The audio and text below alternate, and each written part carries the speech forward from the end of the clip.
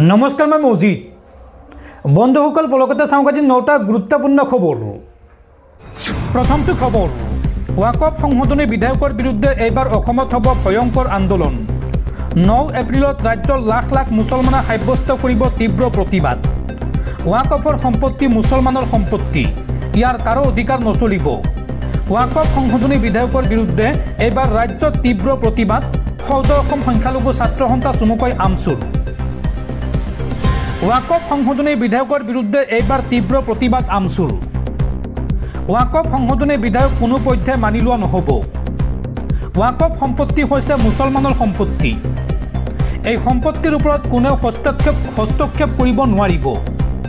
মুছলমানৰ সম্পত্তিৰ ওপৰত কোনো হস্তক্ষেপ হ'বলৈ দিয়া নহ'ব। সংখ্যালঘুসকল দীৰ্ঘদিন ধৰি নিষ্পেষিত হৈ আহিছে।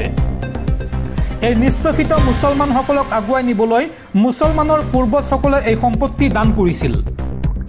এই ওয়াকফ সম্পত্তিৰ জৰিয়তে লাখ লাখ দৰিদ্ৰ মানুহক সহায় কৰিছে। এই ওয়াকফ সম্পত্তিয়ে কোটি কোটি দৰিদ্ৰ মুছলমানক আগুৱাই যোৱাত সহায় কৰিছে।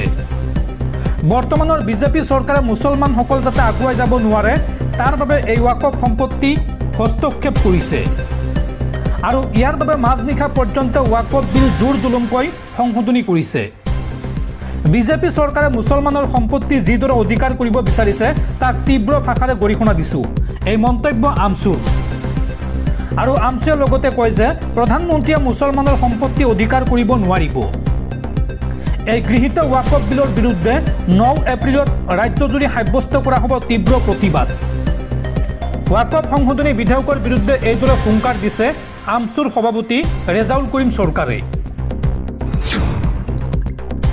পৰৱৰ্তী খবৰ এইবাৰ একেলগে চাকৰি হেৰুৱাব 25,000ৰো অধিক চৰকাৰী শিক্ষকে আৰু এইসকল শিক্ষকে চাকৰি হেৰুৱাৰ লগতে পূৰ্বতে দৰমহা পোৱা সকলো টকা ঘূৰাই দিব লাগিব চৰকাৰক। অবৈধ নিযুক্তিক লৈ পশ্চিমবংগৰ মমতা বেনাৰ্জী চৰকাৰক এই কঠোৰ নিৰ্দেশনা দেশৰ উচ্চতম ন্যায়ালয়ৰ। 25,000 শিক্ষকে এইবাৰ একেলগে হেৰুৱাব লাগিব চৰকাৰী চাকৰি। অবৈধ নিযুক্তিক লৈ উচ্চতম ন্যায়ালয়ে কঠোৰ নিৰ্দেশ দিলে চৰকাৰক। চাকৰি হেৰুৱাৰ লগতে শিক্ষকসকলে ঘূৰাই দিব লাগিব পূৰ্বতে লাভ কৰা সকলো দৰমহা।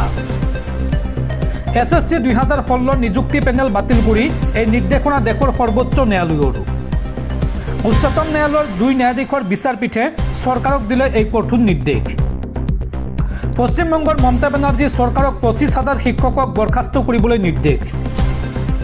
2016 চনত ৰাজ্যিক পৰ্যায়ত অনুষ্ঠিত বাছনি পৰীক্ষাত অৱতীৰ্ণ হৈছিল এই 23 লাখৰো অধিক প্ৰাৰ্থী আৰু ইয়াৰ পৰা সৰ্বমুঠ 24,640টা খালী পদৰ বাবে অনুষ্ঠিত হৈছিল পৰীক্ষা বা এই প্ৰাৰ্থীসকলক বাছনি কৰা হৈছিল।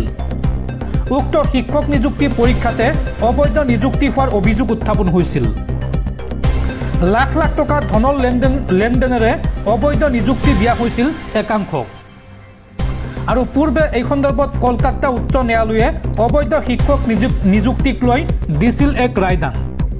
কিন্তু উক্ত ৰায়ক প্ৰত্যাহ্বান জনাই মমতা বেনাৰ্জী চৰকাৰ দ্বাৰস্থ হৈছিল উচ্চতম ন্যায়ালয়ৰ আৰু উচ্চ ন্যায়ালয়ৰ ৰায়কে অৱশেষত বাহাল ৰাখি উচ্চতম ন্যায়ালয়ে দিলে এই কঠোৰ নিৰ্দেশনা আৰু এতিয়া একেলগে 25,000 শিক্ষকে হেৰুৱাব চৰকাৰী চাকৰি, লগতে পূৰ্বতে দৰমহা হিচাপে লাভ কৰা সকলো টকা ঘূৰাই দিব লাগিব এই 25,000 শিক্ষকে। পৰৱৰ্তী খবৰ সাংবাদিক দিলৱাৰ হুছেইন মজুমদাৰৰ গ্ৰেপ্তাৰৰ ঘটনাক লৈ এইবাৰ ৰাষ্ট্ৰীয় মানৱ অধিকাৰ আয়োগৰ নিজাববীয়া গোচৰ ৰুজু। এই সন্দৰ্ভত অসম আৰক্ষীৰ DGPলৈ এক পত্ৰযোগে আগন্তুক 4 সপ্তাহৰ ভিতৰত এই সমগ্ৰ ঘটনা সন্দৰ্ভত প্ৰতিবেদন দাখিল কৰিবলৈ নিৰ্দেশ দিছে ৰাষ্ট্ৰীয় মানৱ অধিকাৰ আয়োগে। সাংবাদিক দিলৱাৰ হুছেইন মজুমদাৰক পাণবজাৰ আৰক্ষীয়ে গ্ৰেপ্তাৰ কৰা ঘটনা সন্দৰ্ভত ৰাষ্ট্ৰীয় মানৱ অধিকাৰ আয়োগে এক নিজাববীয়া পদক্ষেপ গ্ৰহণ কৰিছে।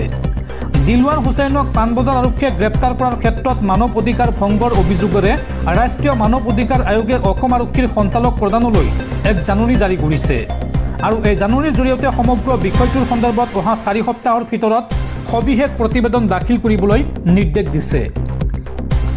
ৰাষ্ট্ৰীয় মানৱ অধিকাৰ আয়োগে এই সন্দৰ্ভত জাৰি কৰা এক প্ৰেছ বিজ্ঞপ্তিত উল্লেখ কৰিছে যে 2025 চনৰ 25 মাৰ্চত গুৱাহাটীত ডিজিটেল নিউজ পৰ্টেলৰ এজন সাংবাদিকক পাণবজাৰ আৰক্ষীয়ে অসম কোঅপাৰেটিভ এপেক্স বেংক লিমিটেডৰ সন্মুখত ধৰ্ণাৰ বাতৰি সংগ্ৰহ কৰিবলৈ যোৱাৰ সময়ত পাণবজাৰ আৰক্ষীয়ে আটক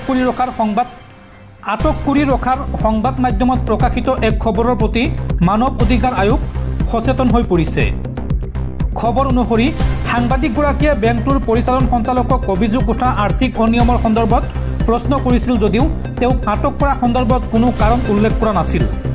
আয়োগে লক্ষ্য কৰিছে এই বাতৰি যদি সঁচা হয় তেন্তে সাংবাদিকগৰাকীৰ মানৱ অধিকাৰ উলংঘন হৈছে আৰু এই সন্দৰ্ভত অসম চৰকাৰৰ আৰক্ষী সঞ্চালক প্ৰধানলৈ জাননী জাৰি কৰি আগন্তুক 4 সপ্তাহৰ ভিতৰত বিষয়টোৰ সবিশেষ প্ৰতিবেদন দাখিল কৰিবলৈ নিৰ্দেশ দিছে ৰাষ্ট্ৰীয় মানৱ অধিকাৰ আয়োগে। দৰ্শকসকল আৰু বহুতো গুৰুত্বপূৰ্ণ খবৰ আছে। তাৰ আগতে আপোনাক জনাওঁ যে যদি আপুনি এতিয়ালৈকে এইটো ভিডিঅ'ত লাইক কৰা নাই তেন্তে এতিয়াই ভিডিঅ'টোত লাইক কৰি দিয়ক আৰু এনেকুৱা ধৰণৰ ভিডিঅ'সমূহ নিতৌ চাবলৈ চেনেলটো ছাবস্ক্ৰাইব কৰি কাষত থকা বেল আইকনটো প্ৰেছ কৰি ৰাখক। পৰৱৰ্তী খবৰ, ৱাকফ সংশোধনী বিধেয়কক লৈ কিংমেকাৰ নীতিশ কুমাৰৰ পাফুলতিৰ পিছতেই JDUত হাহাকাৰ। দুভাগত বিভক্ত হৈ পৰিছে JDU দল। ইজনৰ পিছত সিজন নেতাই এৰিছে JDU। ৱাকফ সংশোধনী বিধেয়ক গৃহীত হোৱাৰ পিছতেই নীতিশ কুমাৰৰ JDUত হাহাকাৰ। দুভাগত বিভক্ত হৈ পৰিছে নীতিশ কুমাৰৰ দল JDU। ৱাকফ বিধেয়ক গৃহীতক লৈ নীতিশ কুমাৰৰ স্থিতিত তীব্ৰ অসন্তুষ্টি প্ৰকাশ কৰিছে দলীয় কৰ্মীসকলে আৰু এই মুহূৰ্তত JDUৰ পৰা পদত্যাগ কৰিছে বিধায়ক কাছিম আনচাৰীয়ে। JDUৰ সকলো পদৰ পৰা ইস্তফা দিলে কাছিম আনচাৰীয়ে। কিন্তু ৱাকফ বিধেয়ক গৃহীতকৰণৰ সময়ত নীতিশ কুমাৰে পাভুলতি মৰাৰ অভিযোগ উত্থাপন হৈছে। নীতিশ কুমাৰৰ বিৰুদ্ধে বিশ্বাসঘাতকতা আৰু দল বদল আৰু পাল্টি মাৰাৰ অভিযোগ উত্থাপন হৈছে আৰু এই মুহূৰ্তত হাহাকাৰ লাগিছে নীতিশ কুমাৰৰ দল JDU। ইজনৰ পিছত সিজন শক্তিশালী নেতাই এৰিছে JDU দল। পৰৱৰ্তী খবৰ, ৰাজপথত যধে-মধে গাড়ী চলোৱাসকল সাৱধান। ঈদৰ দিনা 4চকীয়া বাহনেৰে মৰিগাঁৱত অটপালি চলোৱা উদণ্ড 3 যুৱকক গ্ৰেপ্তাৰ আৰক্ষীৰ জালত পৰিছে ছাজিদ আহমেদ, বুলবুল হুছেইন আৰু চাহবুল হক। 4চকীয়া বাহনেৰে সন্ত্ৰাস চলোৱা 3জনক গ্ৰেপ্তাৰ। ঈদৰ দিনা মৰিগাঁৱত 4চকীয়া বাহনেৰে চলাইছিল সন্ত্ৰাস আৰু ৰাজপথত অটপালি চলাই গ্ৰেপ্তাৰ হ'ল 3 উদণ্ড যুৱক। আৰক্ষীৰ জালত পৰিছে ছাজিদ আহমেদ, বুলবুল হুছেইন আৰু চাহবুল হক। সেয়ে ৰাজপথত যধে-মধে গাড়ী চলাওঁতে বা বাইক ষ্টাণ্ট কৰোঁতে সাৱধান হওক। পৰৱৰ্তী খবৰ, কংগ্ৰেছৰ মুখপাত্ৰ ৰিতম সিঙক পুনৰ গ্ৰেপ্তাৰ। এইবাৰ মৰিগাঁও আৰক্ষীয়ে গ্ৰেপ্তাৰ কৰিলে ৰিতম সিঙক। 5 এপ্ৰিলত ৰিতমক মৰিগাঁও আদালতত হাজিৰ কৰোৱাৰ দিন ধাৰ্য কৰিছিল আদালতে, কিন্তু ৰহস্যজনকভাৱে 3 এপ্ৰিলতে পুনৰ ৰিতম সিঙক গ্ৰেপ্তাৰ কৰে আৰক্ষীয়ে। পৰৱৰ্তী খবৰ, প্ৰদান কৰা হ'ল অসম চৰকাৰৰ সৰ্বোচ্চ অসামৰিক সন্মান অসম বৈভৱ, অসম সৌৰভ আৰু অসম গৌৰৱ বঁটা। কলাক্ষেত্ৰত ৰাজ্যপাল আৰু মুখ্যমন্ত্ৰীৰ উপস্থিতিত প্ৰদান কৰা হয় এই সন্মান। ৰাজ্যপাল লক্ষ্মণ প্ৰসাদ আচাৰ্য আৰু মুখ্যমন্ত্ৰী ডক্টৰ হিমন্ত বিশ্ব শৰ্মাৰ উপস্থিতিত বৃহস্পতিবাৰে গুৱাহাটীৰ পাঞ্জাবাৰীস্থিত শ্ৰীমন্ত শংকৰদেৱ কলাক্ষেত্ৰত অসম চৰকাৰে প্ৰদান কৰিলে ৰাজ্যৰ সৰ্বোচ্চ অসামৰিক সন্মান 2024। প্ৰতিৰক্ষা, শিক্ষা, বিজ্ঞান, প্ৰযুক্তি, কলা, সংস্কৃতি, ক্ৰীড়া, হস্তশিল্প, জনসেৱা, কৃষি আৰু সহযোগী খণ্ড, উদ্যমিতা, পৰিৱেশ, পৰ্যটন, বন্যপ্ৰাণী সংৰক্ষণ আদি ক্ষেত্ৰত আগবঢ়োৱা অনবদ্য আৰু দৃষ্টান্তমূলক অৱদানেৰে অসমলৈ গৌৰৱ কঢ়িয়াই অনা সন্মানৰ স্বীকৃতি হিচাপে ৰাজ্য চৰকাৰে অসম বৈভৱ, অসম সৌৰভ আৰু অসম গৌৰৱ সন্মানেৰে সন্মানিত কৰিলে ৰাজ্যৰ 20গৰাকী ব্যক্তিৰ লগতে 3টা সংস্থা। ৰাজ্যৰ সৰ্বোচ্চ অসামৰিক সন্মান অসম বৈভৱ ঘোষণা অনুসৰিয়ে প্ৰদান কৰা হৈছে। লেফটেনেণ্ট জেনেৰেল অৱসৰপ্ৰাপ্ত ৰাণা প্ৰতাপ কলিতাক প্ৰদান কৰা হৈছে অসম বৈভৱ বঁটা আৰু এই পদত অধিষ্ঠিত হোৱা তেওঁ হৈছে প্ৰথমগৰাকী অসমীয়া। অসম সৌৰভ সন্মান এইবাৰ মুঠ 6গৰাকী ব্যক্তিক প্ৰদান কৰা হৈছে। তেওঁলোক হৈছে ক্ৰমে সুব্ৰমণিয়ম ৰামাদুৰাই, ডক্টৰ বাপ্পী পাল, ডক্টৰ প্ৰবী শইকীয়া, দীপেন বৰুৱা, হেমন্ত দত্ত আৰু উমা চেত্ৰী।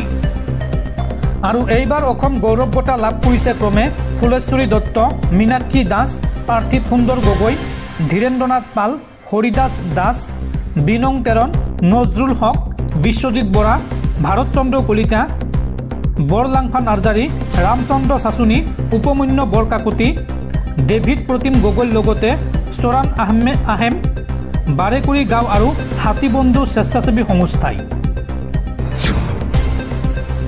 পৰৱৰ্তী খবৰ, ৱাকফ সংশোধনী বিধেয়কৰ বিৰুদ্ধে ৰাজ্যৰ ৰাজপথলৈ ওলাই আহিল হাজাৰ হাজাৰ মুছলমান।